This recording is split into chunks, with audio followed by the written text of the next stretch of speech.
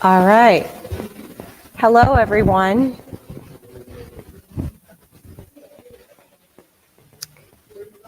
Okay. Yes. Yes. Can you all hear? Great. Okay. Thank you. Good evening. My name is Christy Burnett. I'm with the Charles County Charitable Trust. I'm the executive director, and we support Charles County nonprofits through a nonprofit grant program and support. And I'm very excited to be here at the Maryland Crime Victims Resource Center, Southern Maryland Town Hall. I believe the first town hall of the series that they're doing. So thank you for having me here today. Hello. Yes. Thank you. My name is Joanna Mukanduki. I'm the Deputy Director for Maryland Crime Victims Resource Center. Thank you for joining us tonight. This is the first in our series of town halls that we're going to be having across Maryland, and we're in Waldorf tonight. And so Maryland Crime Victims Resource Center is a nonprofit, and we are happy to be grant recipients from Charles County Charitable Trust, and along with other very great grants that help sponsor us. And so we provide legal services and other resources to victims of crime in a number of ways, but we provide resources to crime victims from the very beginning when they become victims of crime. So the resources that they need immediately, connecting them with places that will provide them resources for housing, shelter, and we have a lot of those great resources here tonight.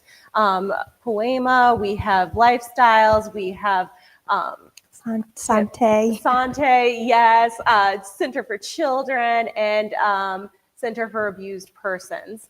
And those are all local Southern Maryland resources.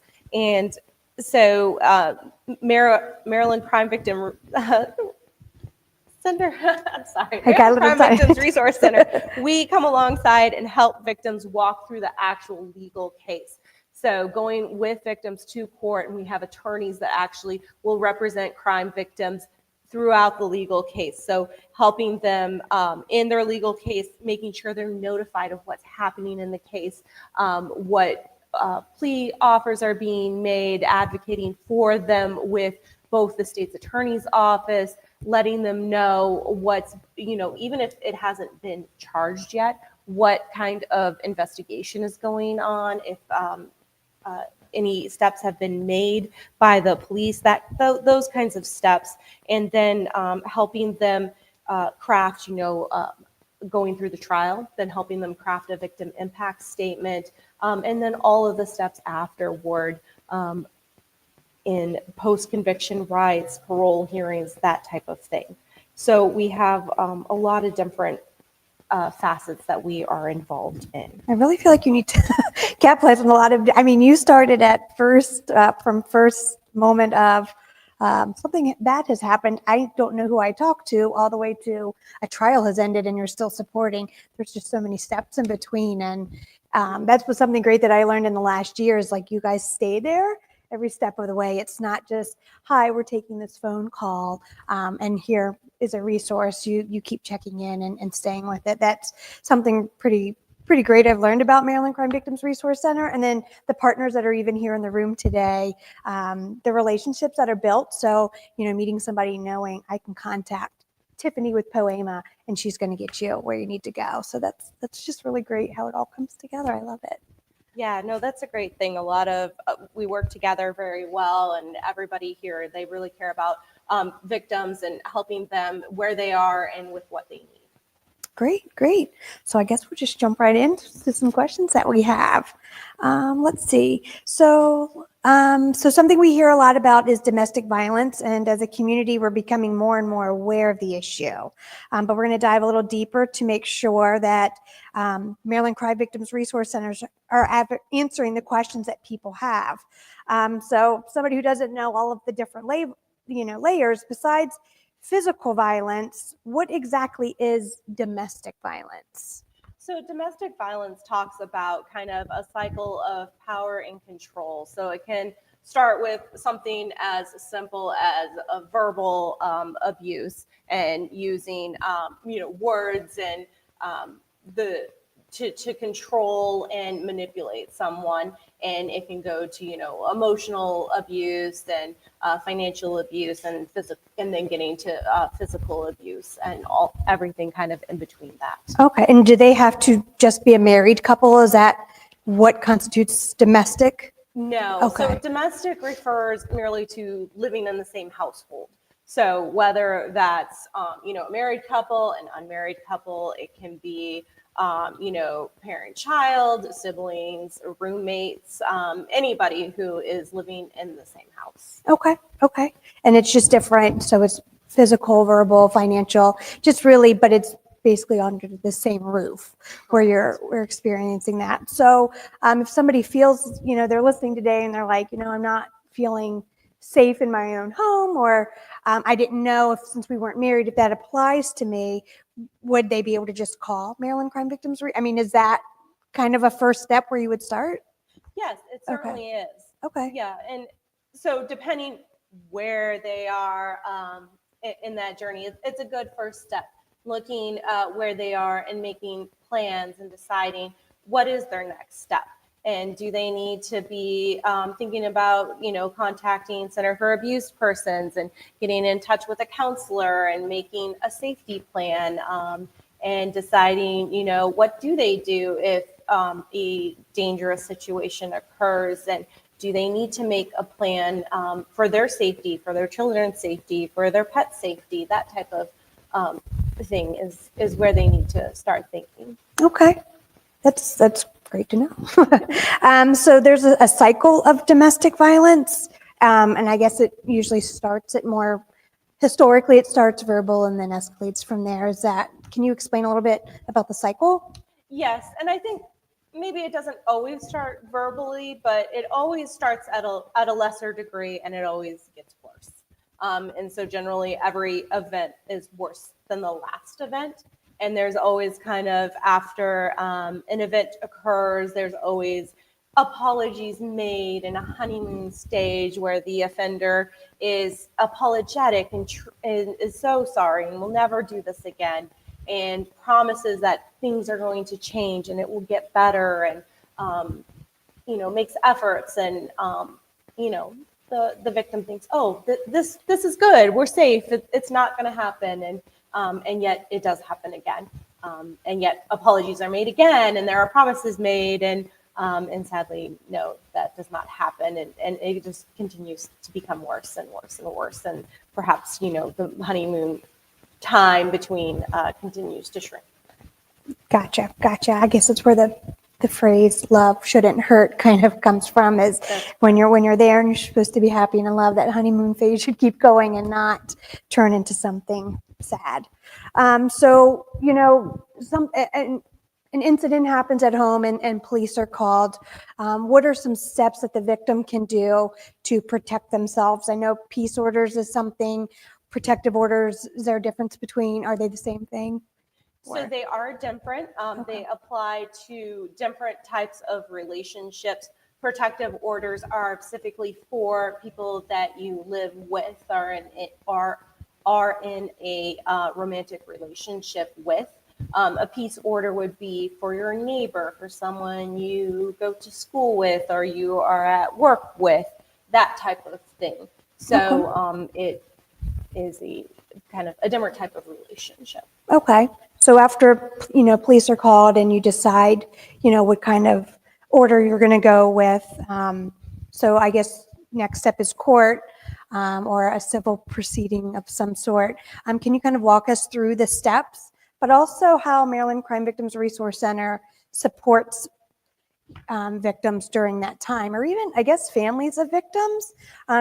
I'm just thinking of myself personally. If I was going through this, I would have, mom or sister, somebody there to support me when I was going it, but not everybody has that. So are you guys able to kind of offer that kind of support as well? Yes. So one of the things we do is we do court accompaniment. We have a lot of great advocates in our office who can go to court with people and be there for them. A lot of the great organizations here also do court accompaniment. And there's also another local group to Southern Maryland, the Southern Maryland Center for Family Advocacy that will also represent people for protective orders. And we do not represent people in protective orders generally, because it is not covered by all of our grants, because it is considered a civil matter. And we specifically do criminal matters and represent victims in criminal matters. Sometimes we can do some civil matters, but it's on a very limited basis. Okay. But the Southern Maryland Center for Family Advocacy does have attorneys who can do protective orders. So just want to put that out there. So there is that opportunity. And then I did also want to put out there is a third type of protective order you can get. That's an extreme risk protective order, when there are extenuating circumstances that put an individual at that the defendant is at a far more likely chance to do a more dangerous event. And Okay. so in that situation, the police can take their firearms away. And so there are very particular situations where that applies. And so that is an opportunity and something that can be looked at and is available at the courthouse. So if you go that route, those are the civil opportunities that are available to get a peace order, a protective order, or an extreme risk protective order. Or if a physical event has occurred, you can file criminal charges. You can, one, call the police. The police can respond, charge, arrest an individual and place charges. You can also go down to the courthouse and file charges yourself. So that is also an opportunity. Would somebody from Maryland Crime Victims Resource Center be able to kind of guide, you just pull up to the courthouse and, like, where do you go? That's a very scary time in somebody's life where they're going to seek help. You probably feel alone and am I doing the right thing? Are there resources at the courthouse to help or guide people through that? So we can also let you know, where to go to the commissioner's office, and we can provide that guidance, because it's a little different at each courthouse. Okay, and probably varies county by county, I'm Yes. sure, as well. And in But general, it's called the commissioner's office. in each courthouse. Yeah. Okay. So how long is a general order valid for? Are they like 24 Well, hours? So there's 3 stages to every order. So you go and you get the initial order, and then you have to go back and get the temporary order, which is then valid for 7 days. Then you go and you have to get the final order, and that can then be for 6 months for a peace order, and possibly longer for a protective order.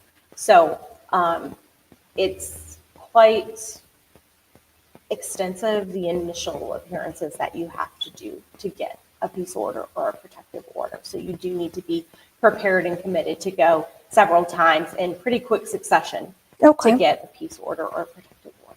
Well, that is just something, if you're never expecting to be in that situation and all of a sudden you're in it, you don't know what to expect.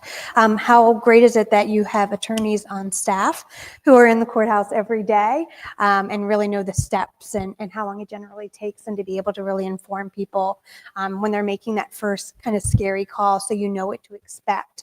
That next morning when you're waking up trying to figure out how I'm going to move forward, you've already had the resources and the knowledge in mind to know what your next steps are going to be. That's great. I don't know if there's any of our people in the room today that have anything to add to our conversation just related to domestic violence, or any questions from online. Oh, we do have a question in the room here, Jennifer.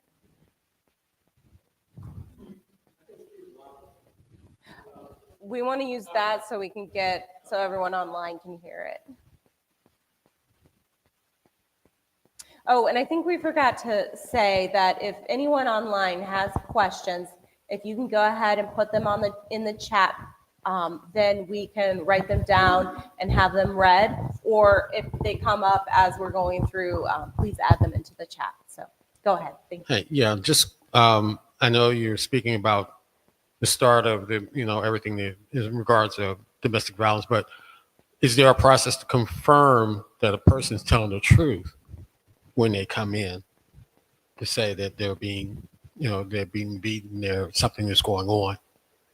Do you mean in regards if they're going into the commissioner's office or to file charges? Yeah. They are required to do that under oath. Okay. Okay. So there is a vetting process that they have to go through. And what makes them qualified to come through Maryland Crime Victims? You have to either call our office there, or you can do an online screening process. And our website is mdcrimevictims.org, and that just starts the intake process. And then one of our advocates will call you based on what county you are from and talk to you about your case.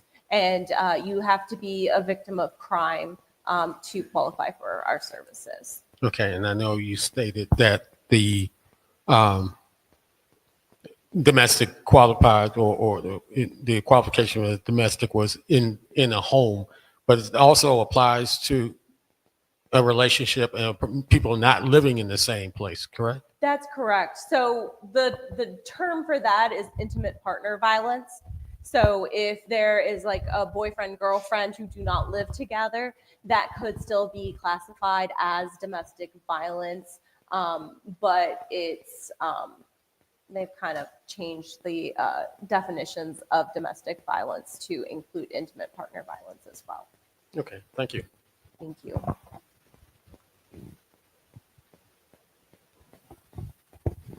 What happens if a victim gets a protective order and they live with the abuser? So the court can order that the abuser is removed from the home and lives elsewhere. That can be part of the court order, and often is. Okay. Do we have any other questions? Anything from online? All right. We can go on to the Second topic. sure.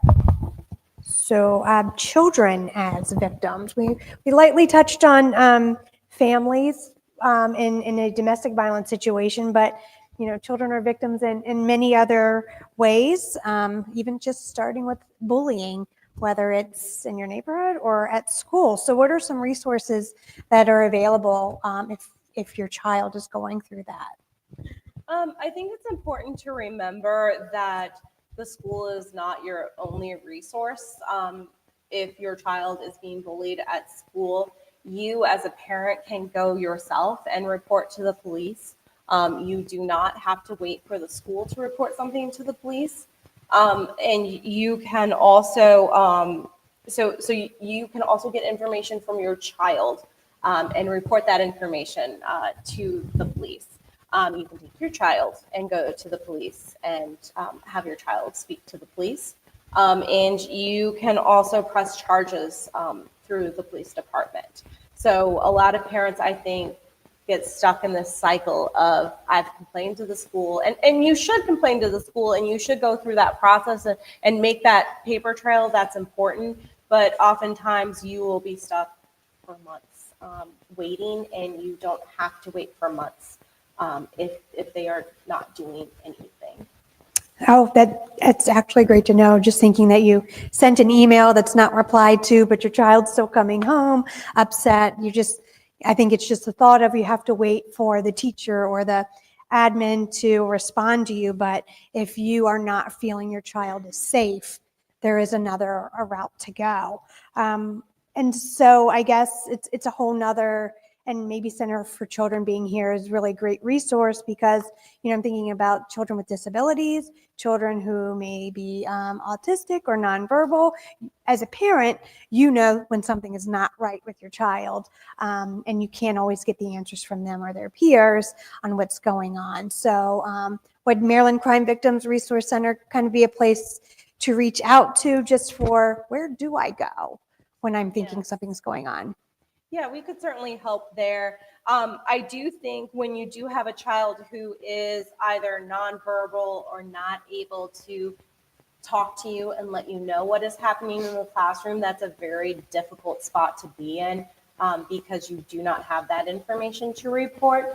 So reaching out to resources like Center for Children to get them into counseling, something like that is an excellent way. Center for Children is one of the very few places in Southern Maryland that just counsels children and focuses on them, and it has been able to really do some great things for children in Southern Maryland, and I've known a lot of families who have gone through them and seen some really great results. So I definitely would recommend. Yes, that's great. And I know Charitable Trust has provided grant funding to really up their telehealth options, which I think is something that's just in the last couple years. But having that virtual option has been a really great resource to just be seen faster, or not every child can be taken in person somewhere. So that's been a really great resource, and they're keeping up with the demand, and at least for Charles County, really keeping up with it. So we're appreciative of their partnership. I'm sure you're appreciative as well, even that they're here today to support the conversation. One question that I did have, I don't know if you covered it, is can any age apply? I mean, can we go after a kindergartner for hitting somebody on the swings? I mean, at what point is it, a crime, and can something be done? So that actually has been a recent change under Maryland law, is that only minors under the age of 12 cannot be charged with a crime. So actually there's very little that can be done with younger minors as far as criminally charging them. So there are very limited options with younger kids. Okay, I feel like that would be part of a deeper conversation, not for right here today, but kind of great to know that you guys have attorneys on hand that can really help let parents know what their choices and rights are if something does happen if their child is younger than 12. Okay. So as far as, maybe not specifically your child, but maybe a child that, your child comes home from school saying something's wrong with this child, or I'm suspecting something, at what point are you a reporter? Who is a mandatory reporter? So generally mandatory reporters are going to be teachers and social workers. Other people are based on some pastors, some other people like that, but generally you can count on social workers and teachers are mandatory reporters. So if you suspect something, it's best to report it to your child's teacher, unless, I guess that's where you're suspecting, or start with admin at the school. But, it's not your place to go straight to police, I guess, unless you have, I don't know, it's just such a I feel like there's so many gray areas, and I would just say, just call Maryland Crime Victims Resource Center. They'll tell you what to do. We are not mandatory reporters. Okay. So because we are attorneys and we are advocating for you, and so it's going to depend what you want. And so if you want something investigated, you really should be calling the police. Okay. Because they're the ones who are going to investigate. And if you have the information, then the police are going to want to talk to you. They're going to want to talk to the people who know the information. They would prefer not to get it third hand. I guess that's not as effective for them. Then they have to trace it back, as far back as they can to the person who actually saw something or heard something or knows something. So that's not as helpful to them to get it multiple people later. Yeah, and that's great to know. Just even with children, I think a lot of people are just prone to think, the school will handle it. But police are also available to help, and that's a really great resource. But I guess it's that if you see something, say something, or if you suspect something, say something. And that sometimes really does. even if it doesn't end up being a case, it's important to build a record. And so that even if it's not proven this time, it might be the next time, and it might be the fact that it's happened to multiple children. It's going to build up and be a case now that it's happened to this number of children. To err on the side of caution. So, leading into other forms of child abuse, child sex abuse has been in the news a lot recently. It's been locally, and it's, it's always a tough topic to cover, but it's something I think everybody needs to be aware of. So what constitutes, is it usually strangers that this is happening to? People at the playground? What is generally, as you have seen victims, what is kind of the trend that you see? It is, the vast majority of the time, somebody who is well known to the child and the family. And because that is how they get access to the child.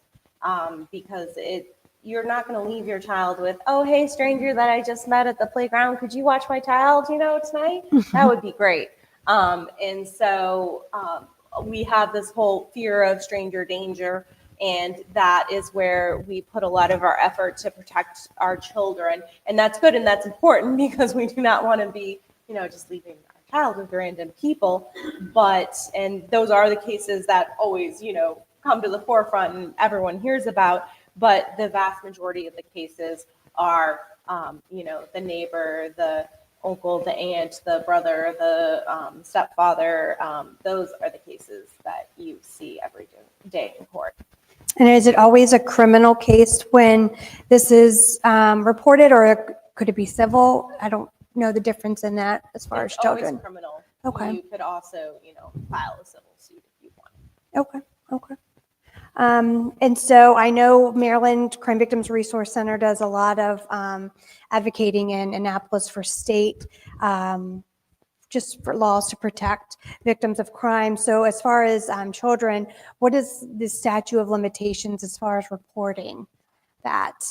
Is it 15 years after? I don't know the correct term. So there is a distinction there between civil cases and criminal cases. There was a recent change in 2023 with the Child Victims Act, where civil cases, there was a change where there would not be a statute of limitations for filing civil cases.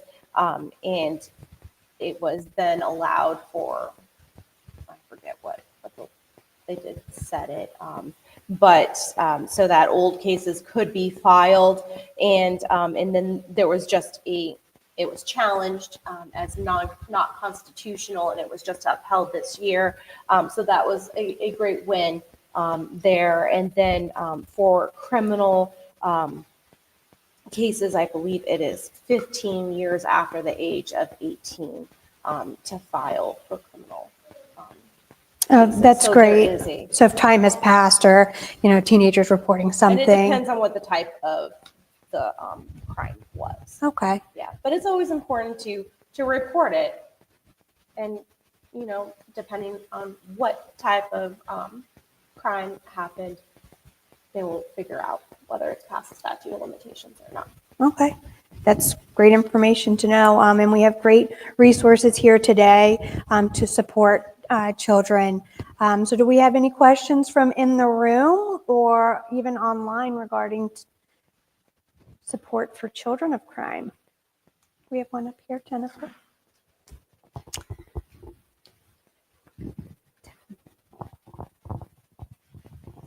I'm just curious what you can do if parents report to the school and the school's not responsive regarding bullying for their child. So if they're coming to the school and they're saying, hey, this is happening, but they don't feel like anything is being done, what is the next step for them? So if it is physical bullying, they can report to the police if the child is being physically harmed. That is certainly something that can be reported to the police. Parents can also advocate that their child be moved from the classroom so that they are protected from the bully. So that is an option as well. There's other, you can think outside the box to solutions as well. From outside of just criminal charges, there's other ways to get to a solution to protect that child. Okay, thank you. I believe also if the direct school is not responding, if you go to, I think it's Charles County Public Schools website, there is a link where you're basically filing a report with their central office, which takes it above the actual school. It just gets more people involved and aware, and they do have to address it at that point. Do we have any other? Yes, we have one. Are there any organizations or hotlines that provide support for bullying victims? That is a great question and a needed question. Center for Children, do you know of any type of hotline? Putting you on the spot in here.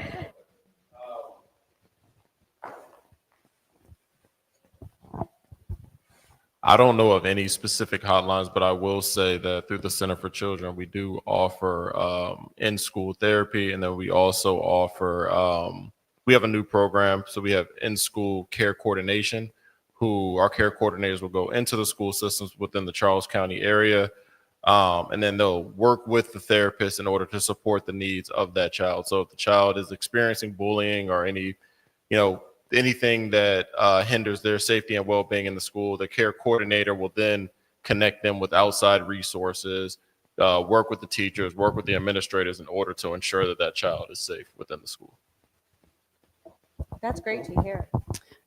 Okay, and since we are trying to cover all of Southern Maryland, so Calvert and St. Mary's County, do you know of any counterparts for those counties similar to your organization?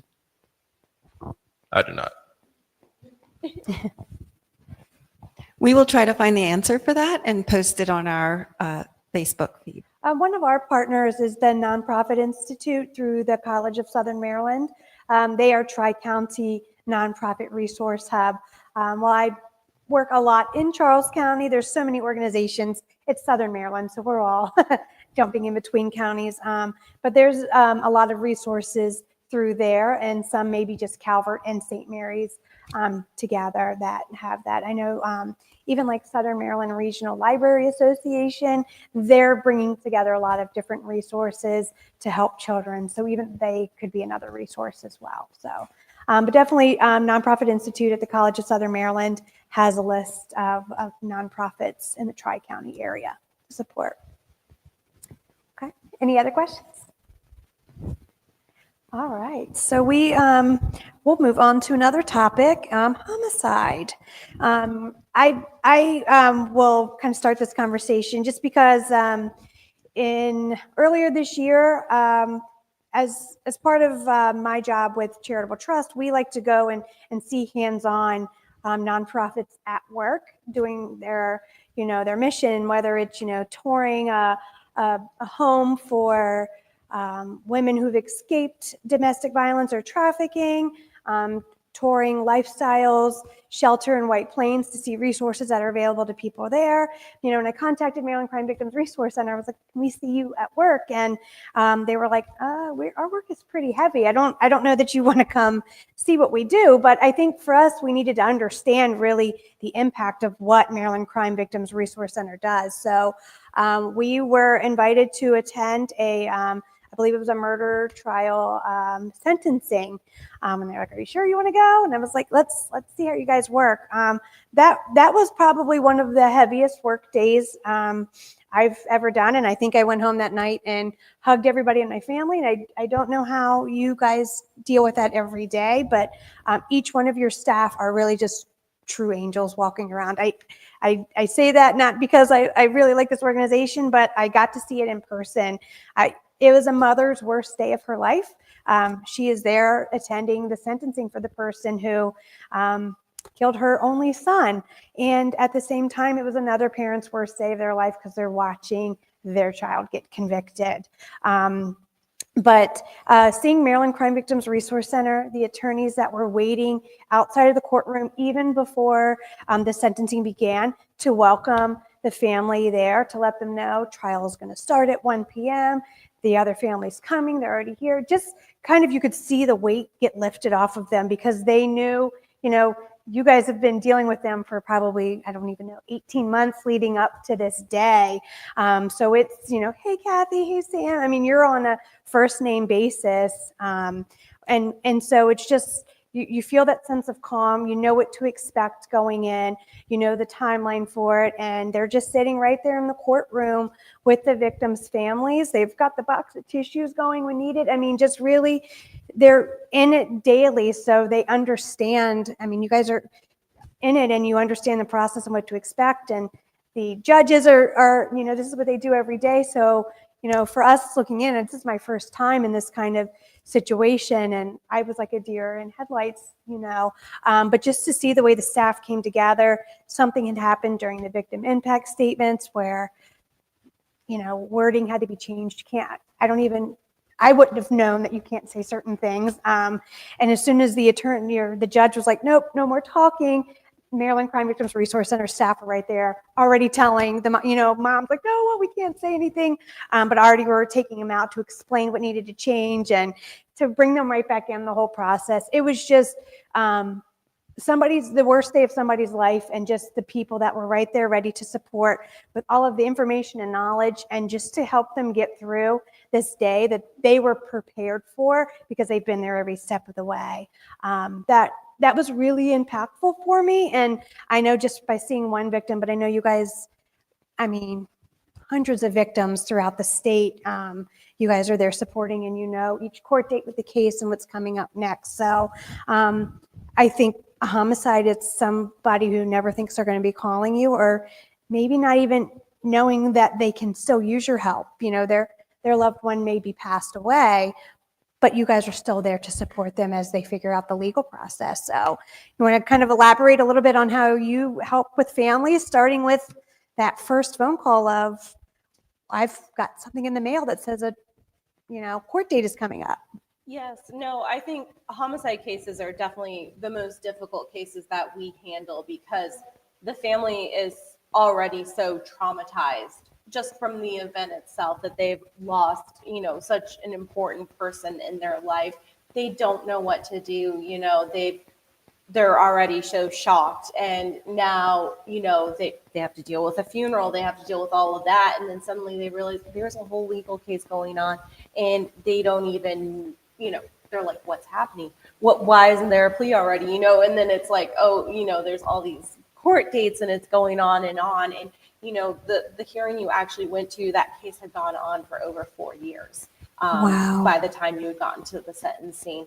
And so they're very lengthy ordeals. They don't happen quickly. And you get to the sentencing and it's going to go on for decades now, with post-conviction hearings, with parole hearings, and now there's going to be resentencing hearings with the new law that just was passed, House Bill 853, where anybody who serves 20 years gets 3 chances to have their sentence to come back to the court in 20 years and get 3 resentencings in front of, it'll likely be a new judge, with a new prosecutor, with new defense counsel, and the only people who will be there who were there before are going to be the defendant and the victim's family. Wow. And so it's a very lengthy and very Did that just difficult recently process. pass? Yes, Because I it didn't just- think that's the way it was. Right. No, it Mind-blowing. just passed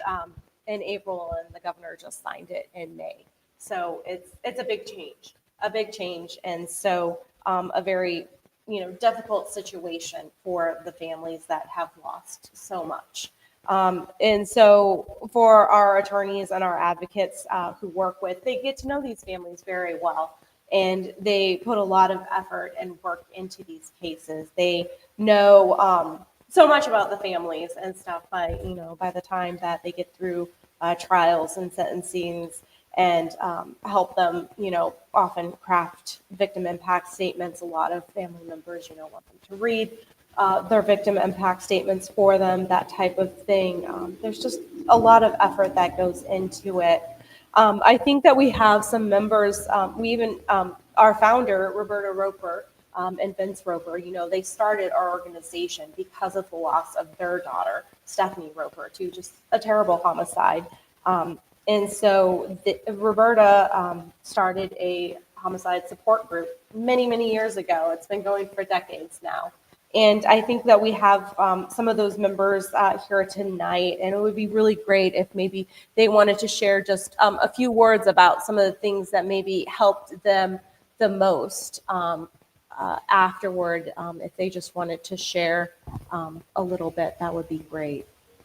So let us bring the mic to you just so everyone can hear. Okay, yeah, I'm a survivor for the past 33 years. My wife was a stalking victim, and unfortunately, the assailants came to my home. I was shot going for the shotgun, and she was unfortunately killed. The reason why I got involved with back then, it was the Stephanie Roper Foundation and Committee, was I received a postcard to just say how beautiful my wife looked. You know, it was a condolence card, and I called the office, and I thought I was going to get someone administrative, and it turned out to be Roberta Roper answering the phone, Oh, okay. and she invited me to a support group meeting. They were just starting up a second group, the second round group, and I got involved a month after the shooting in my home.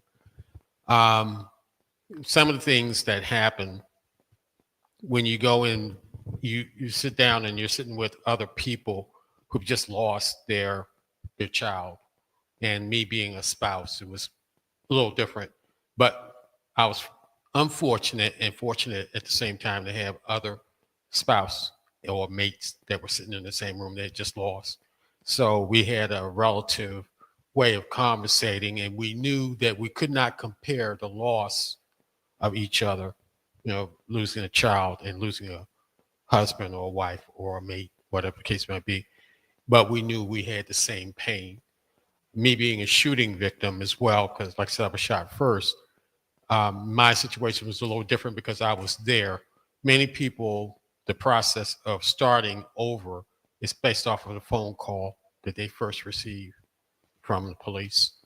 And one of the things that we have to do is try to sit back and how do we convince them not to lose hope? How do we convince them that, you know, whatever you're going to go through, because in our situation and in our group, we have some folks who have an arrest. We have some folks who don't have an arrest. We have some unsolved cases, cold cases. We have bona fide, I'm going to win this case in there, which was my case. Unfortunately, a year after the shooting, the person who was charged in my case was found not guilty. And I had to live with that and also deal with the mental of losing not just my wife and losing the case, but now raising daughters by myself. And we kind of sit back and we don't compare, but we try to take our losses and transition them into some educational method of talking to each other. And unfortunately, men, I hate to say it, men don't share. Men don't talk all the time, but they can't shut me up. So men don't often share. So, you know, many times we're in a lot of organizations, support organizations. If you notice, if they're established, it's mostly because a woman has been the victim. And a lot of times men don't sit back. They don't have that escape and opportunity. Well, they didn't give it an opportunity to sit in the room with us, to sit and talk. And I've had other male members in the group that we can sit there and bond and share and everything in the same room with their mates or their friends or wherever the case might be. Some of the cases that we deal with are not just family, but some of the survivors are friends of a homicide victim. And, you know, one of the things that we try to do is just make sure that at the end, you walk out with some level of, how do I say, comfort. I can't say hope all the time, but some level of comfort that somebody understands what you're talking about. That, you know, you're not the only person sitting there going through what's going through. And many of the cases we've had, fortunately, many cases there are convictions, but it's also the return to court that people have to deal with, the appeals and different things. And families have to, unfortunately, peel back the Band-Aid that they just thought they were just starting to heal. And there are sometimes, you know, when we talk in a group, there are things that are said that the unaffected don't know how they hurt you when they're saying it. You know, some things they're saying, well, I thought you would be over this by now. You know, and I thought that there was, isn't he convicted? Why are you worried about it? And we're sitting back because we still have an empty seat at the table. There's no time limit on grief. There's no time. And you know, we try to help people get through it. But it's just a matter of preparing. That's all. Thank you. And thank you for supporting and speaking up for other men to seek help and those connections. That's very powerful to. I don't know a lot about this, but I would like to give Rick some credit because I understand he was very instrumental at getting a stocking bill signed by the federal government in the Clinton administration. So a round of applause for. Great job.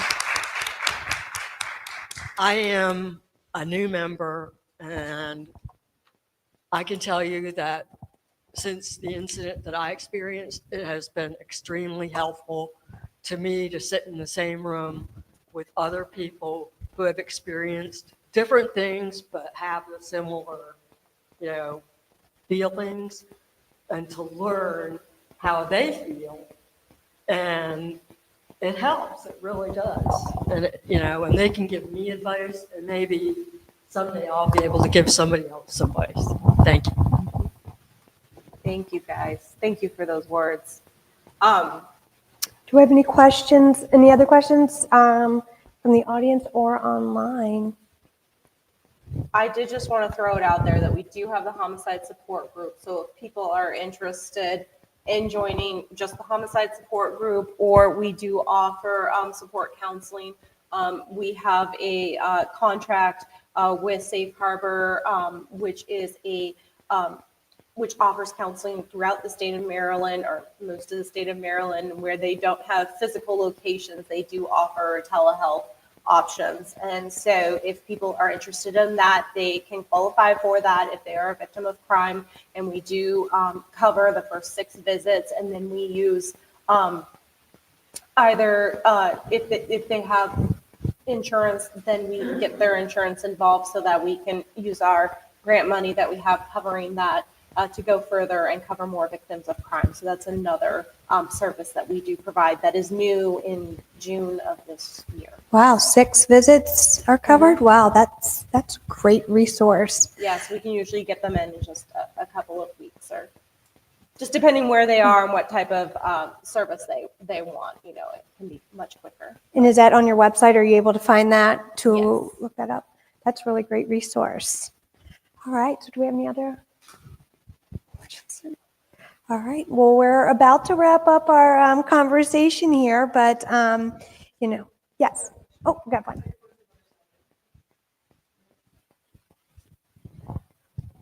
Sorry, I want to go back to domestic violence if it's okay. After a bit of thinking, one of the questions I had was, do you see a change, either is there an increase, is there a decrease, is it kind of the same? And then I have another question after you kind of share kind of where are we with domestic violence? And when you say increase, In the However cases- it's tracked or reported, is it increasing? Is there more being tracked or being reported? Like, do you see a trend? Is anything changing, or are you aware? you know what? I'm not sure that I am up on the latest numbers on that to give you an Okay. educated answer. No for problem. sure on that. The Okay, so Center the- for Abused Persons, I don't know, putting you on the spot now, even just via your hotline calls, because you are supportive in Southern Maryland, just to see if there's a trend. Unfortunately, I'm not familiar with the numbers either, but I know that we do get calls from our hotline. They have been died down, but one thing that we do, we go to the court, and we also go to the hospital when there's incidents of sexual violence or abusive relationship violence. We haven't gotten that many calls at the hospital lately. It's been pretty slow. So I think that it's died down with the past few months, definitely, but I don't know about the actual numbers. But I do know that there is generally a cycle to it, and it's normally higher in the winter. So Okay. That would make sense. And then my yeah. other question is just when you think about, because you clearly are serving the entire state, correct? yes, we do. And so when you're in each county and you're servicing people all over the state, where are the gaps in services? Where do you see, because obviously some of what you do is referring, you're not providing every single service that a person would need. So where do you see the biggest gaps are that, especially if you know anything about Southern Maryland? We are a new nonprofit serving women in crisis. And I'm just curious to see, what are the greatest needs that are going unmet or that we don't have enough resources for, that a new nonprofit would want to kind of step into? I think a lot of the difficulty is just that people don't know of all the resources that are out there. So it's getting the knowledge out there to people, because people, especially since the pandemic, people are not aware of the resources in their community, and people are a little more isolated. They're not, I feel like, as involved in their communities and aware of the resources that are out there. As far as our organization, we are statewide. We are better known in certain parts of the state. We started in Prince George's County, so we're very well known in Prince George's County. It is our largest county as far as the number of cases that we have. The next county that we have the largest number of cases is Baltimore City. Just given the massive number of people there, that makes sense. And then but then we're pretty well known in the Baltimore County, greater Baltimore area, but then probably Southern Maryland is right behind there. Quite a few of our staff is from the Southern Maryland area as well. And then we're probably not as well known in maybe Central Maryland and Western Maryland. And then maybe the Eastern Shore, but you're really maybe hitting per everywhere. capita, I don't know how to compare that all. So there's that. But I think as far as nonprofits, the biggest problem is that people do not know of all of the resources that are out there. Yes. No, the only thing I was going to say is, unfortunately and fortunately, technology has been our friend. We could do everything, with a phone. We can do all these things, but now the offenders are using that technology, and that's one of the things that works against us as well in regards to being a survivor or being, you're trying to move without being located, from your abuser. And unfortunately, now they're being able to track you by your phone movements and different things like that. And I know at one time, Maryland State was trying to put together an effort to have some organization that would be able to move a person who's being followed or offended or hurt, and without having them being tracked. And it was going to be a safe house type thing. I don't know if that ever evolved. They do have a program called Safe at Home, where if you move, you can, and we do provide that service where we can sign you up for that. You are required to move to a new location so that you can be signed up, so that all of your mail, so you're required not to tell anyone your new address. All of your mail goes to this location. It's basically a PO box, and then it is forwarded to you, so that even the DMV doesn't have your information, and so no one can go and, hey, I've got contact at DMV or the phone company or I don't know, the energy bank, company, yeah. whoever it's going to be, and track your location that way. And so that is one way that they can protect your address. So that is an option. I know being electronically tracked is also an issue. So you do have to be careful that you don't have, if you have a shared family plan or something like that, where you're sharing locations on your cell phone, things like that, or so you need to be smart about how you're using your cell phone and what programs are on your cell phone, or apps, I guess I should say. Like I said, you can't shut me up. No, this is in regards to the survivors, the abuse survivors. Is there reference in regards to therapy? Is there what? Reference in regards to therapeutic services for survivors of Is there a domestic reference? violence. I'm not hearing I'm sorry. Oh, Reference, yeah. Are you referring anyone in regards of therapeutic services for abused survivors, or yes. our resources? Yes, we certainly do. So a lot of what we do when somebody will either call in, or if they sign up online, I mean, they have to have a conversation with us. And part of the intake is trying to assess what needs that person has. So whether they need therapy at that point, or sometimes we realize they need therapy, but they might not be ready for therapy. And so oftentimes it's getting them back to like, hey, maybe now would be a good time to get involved with this resource. And so bringing them back to that point and trying to get them involved with it. Because sometimes when they're in the middle of a criminal case, they can only handle so many things at a time. So oftentimes we have to come back to it and be like, okay, did you want to try that now? And getting to it. So we do refer them, and sometimes we often re-refer them to that down the road when we feel like they haven't done that, and maybe that would really be a great plan for them now. And Sante Behavioral Health, I know you're in the room. Is that a service that you're able to provide? Is behavioral, I know it's more behavioral health related, but are you able to? Well, thank you for asking. So Sante is a mobile crisis team here in St. Mary's in Charles County. So somebody can call our 1-800 number 24 hours a day, 7 days out the week, and they can be in crisis. The crisis is totally dependent on the caller. Okay, so it could be, it ranges. So what we do is we de-escalate and make sure that individual is safe for now, but then we also connect them to more permanent community resources and services. So we do suggest the therapy.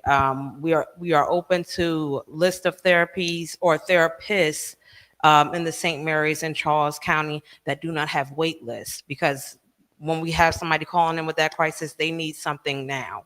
So when we do give that soft handoff, that referral, and for the first one that comes to my mind for St. Mary's is, Lord, I said it came to my mind and then it went out. That's usually how it works. Right, and I'm looking at their logo in my mind. But, well, we do have a list for both Charles and St. Mary's County. So maybe somebody wants that trauma therapy or EMDR therapy or some cognitive behavioral therapy. We want to give the caller or the consumer what they need and what they desire, but our relationship with them is short term, maybe 3-4 days, and then we are handing them off to that more permanent community resource. But they can call back anytime. It's not a limit. They don't have to have a certain amount of income, a certain age. We do children, adolescents, family, individuals. So I just don't want people to think that I have to be a certain income or live in a, to call. No, you come on and call and we'll assist you as we can. I don't know if I answered it. I'm sorry. No, that's great. I think just as a resource here, sometimes it's just not knowing different resources to connect to. Yes, And somebody may not even know what they need when they're calling. So that's great. And also, Jennifer, while you're up, because I'm really good at putting people on the spot, because we talked about, if you're in an unsafe situation and you need to leave, not everybody has somewhere to go. And we were talking about just being educated on the process. If you look online, everybody says, just call Lifestyles, just call Lifestyles. And I think the thought is Lifestyles magically has an 800-room place down the hallway that can take people. So, Craig, if you're able to just speak a little bit on the process with, if you have nowhere to go, what is the process with connecting with Lifestyles? Thank you so much. So Lifestyles is part of Southern Maryland's coordinated entry system. So anyone who's experiencing levels of homelessness can contact agencies such as ours, the local departments of social services, and some other community partners and shelter providers to access shelter and housing resources. Our domestic violence households, those who are experiencing or immediately fleeing situations, are immediately prioritized. There are currently 2 safe houses here in Southern Maryland that includes Lifestyles, who operates a home here in Charles County, services all of Southern Maryland, as well as Safe Harbor, who is in Calvert County. But again, they also serve Southern Maryland. So as soon as people need shelter or housing resources, they should be reaching out to those agencies. It does not always mean that there are shelter beds available. Unfortunately, in our region, just overall across all homeless families, we have more than 300 households who are on a shelter wait list. But again, our priority is for serving those who are experiencing domestic violence. And so we again try to work within the safe houses that are here in the region. And if there are no beds here in the region, we try to coordinate with others that may be in the state of Maryland or in the DMV area, as long as people are willing to travel and make those connections. So we do try to make sure that those who are immediately fleeing situations have a safety plan in place to make sure that we can support them during that time. But that is one of the challenges. We can't always guarantee that there is available shelter. And unfortunately, the way many funding sources are going, they are drying up. So at one point there was funding for hoteling for domestic violence survivors. And at this point, we currently do not have that. So we try to be very crafty and innovative in working with some of our community partners to try to assist households in having some form of a plan. That's really great information to know. And I think part of the magic of Maryland Crime Victims Resource Center is having those connections and saying, you know, this is who you need to reach out to, you know, lifestyles, or knowing, just kind of managing people's expectations, just thinking that you're going to be able to snap your finger and a resource is there. There is a process to it, but there's all of these key players who are working together to make sure you are at the right place with the right help at the right time. So that does lead us into kind of our next line with just supporting Maryland Crime Victims Resource Center. There is not enough, you know, funding available to have safe places to go for anybody that's fleeing a dangerous situation or victims, and relying on help from the community is a really big way that you guys kind of get through day to day. So I believe you guys have newsletter. Do you want to kind of ring your own bell a little bit about the resources with you guys? Yes. So you can go to our website. I think I already stated it, but I'll do it again. MD Crime Victims, and so there's an S at the end of victims.org. And you can go there. You will find a lot about us. So a little bit about what we do, our history. You can get on our newsletter list. You can do an online intake there. You can also call us if you want to talk to somebody. And so the phone number to call us is 877-VICTIM-1. And you will be able to talk to an advocate. And so they'll want to know the county that the crime happened in, so that you can talk to that advocate and you don't have to talk to multiple people and tell your story over and over. And That's great. Talk to that person. And that will be the same advocate who's going to help you throughout. And so we're there to help you. And on our website, also, you can donate to us. If you have questions, you can also call our office. We have lots of people to talk to. We are open 8 to 5, normal business hours. We cover all crimes. We cover everything from theft to homicide, domestic violence, everything in between. We do not have requirements to, you don't have to be low income. The vast majority of our clients are low income, but we help everybody who comes to us. If you are a victim of crime, we can help you. That is our requirement. You need to be a victim of crime, and you're ready to help. I know your newsletter is very valuable. I don't know if I believe it's a monthly newsletter where you announce any upcoming events, but people who want to support, whether volunteering, you may not be a crime victim, but you want to support, or really just if you are a crime victim and you've just never kind of found that community connection that you need, that the gentleman talked about earlier. There's a whole group of people out there who unfortunately feel your same pain, and they want to rally together and to get through it together. So the newsletter has upcoming events. I believe you guys just had a walk. Yes. The last couple weeks. Yes, just a couple weeks ago. April is always a big month for us. It's the week that is National Crime Victims Week. And so we always have a yearly walk around that same time up in Bowie, Maryland, which is really a great event that everyone comes out to and supports Maryland Crime Victims Resource Center. Every fall, we have a gala, which is really a fun event. So, get on our email list so you can get our newsletter and you'll get more details about that. Because that will be coming up in a few months at the end of the summer. Well, I guess it'll be fall. It feels like it'll be way too quick. It always is. Yes. And donate button is on the website, I hope, as well. That's always important. And you guys continue to fight legislation as it comes up and really keeping, the newsletter is how I know about it, is keeping people informed of legislation that, in our day-to-day, we don't know that. And when you read some of the things that are coming up, it's like, wow, I can't believe that's even coming up in conversation. But to see how you guys are fighting behind the scenes, and then also how we can help. I believe even in the last couple of weeks, we're getting a rally together to fight this. Please come out. So it's important to be involved and to support your local community who are hurting. I mean, if it's not something you are aware of or are personally going through, I think it's still valuable to support your fellow community members and know that you're all together. So we don't have any other questions. We just really thank you, Joanna, for being out here today and the wealth of information you've shared, and for all who came today and our vendors that are here as well. It's been great. Yeah, no, thank you, Christy. We really appreciate you and just all the work that Charles County Charitable Trust does, and just for your support. And we thank you for all the vendors that came tonight and for their support and the wonderful work that they do here in Southern Maryland. So we're very appreciative. Thank you. Thank you.